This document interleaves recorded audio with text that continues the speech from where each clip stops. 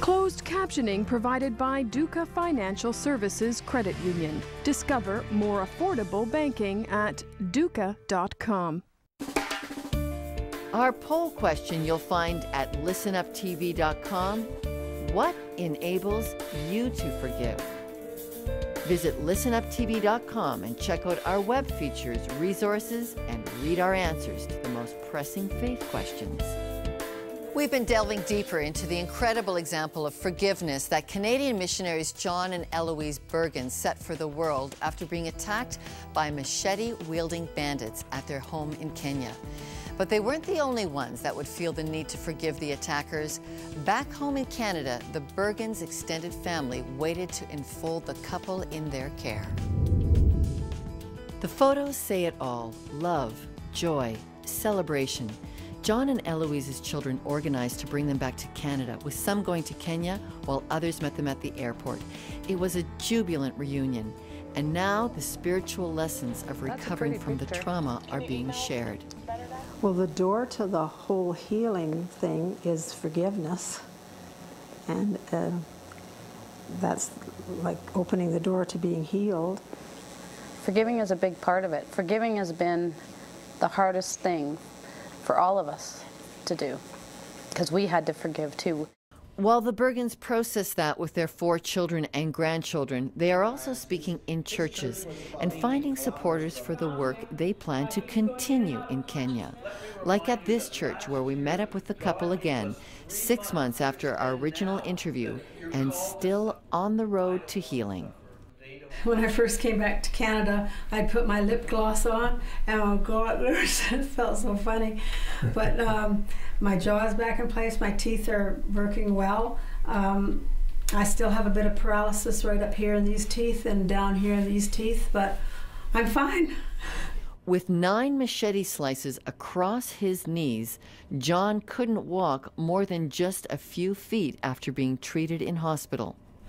Now I'm able to run and walk and go to the gym twice a day for workouts, and I can take 2 steps at a time when I go up the stairs.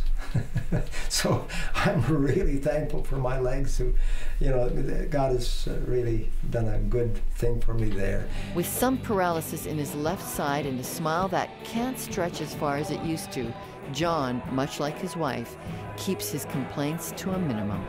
Other than that, I'm fine.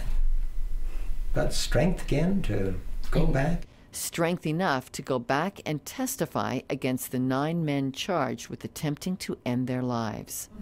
When I think about it, sometimes I get kind of nervous for seeing them again, but then I'm excited that it'll be like closure for me, and I'm excited to see what God's going to do, because we expect God to show up in that courtroom for sure. And other than that, I don't know what to expect. Bringing a message of forgiveness to their attackers is not their only reason for return to Kenya.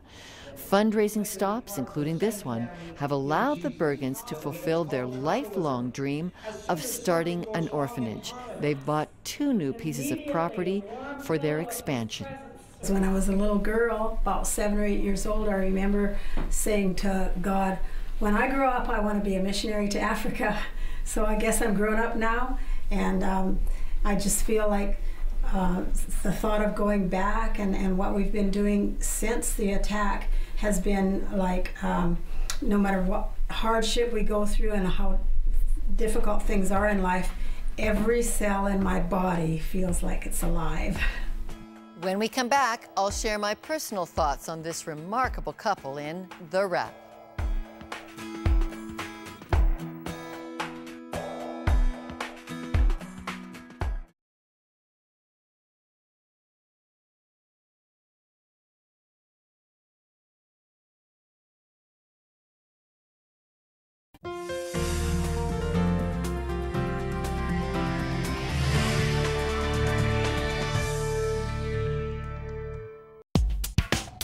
Listen Up is all about news that takes you deeper, and we're always on the lookout for spiritual realities behind the headlines. If you'd like to suggest an idea for our show, we'd love to hear from you. Write to us at listenuptv.com.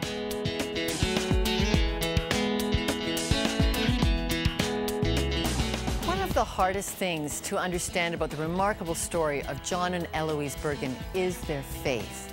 Why would a 65 and 70-year-old couple say goodbye to family here to care for orphans in Africa? Why would they be planning to return after being brutally attacked while they were doing their good work? That kind of compassion didn't come quickly or out of a vacuum.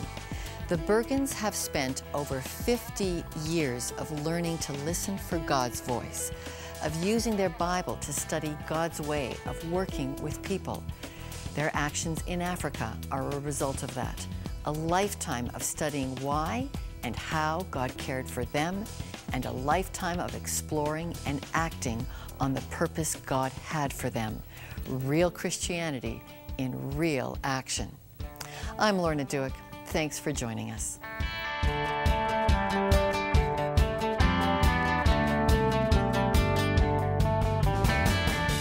Following the recent show, Joy wrote, Roosevelt gave America the New Deal and Eisenhower gave America the interstate highway system.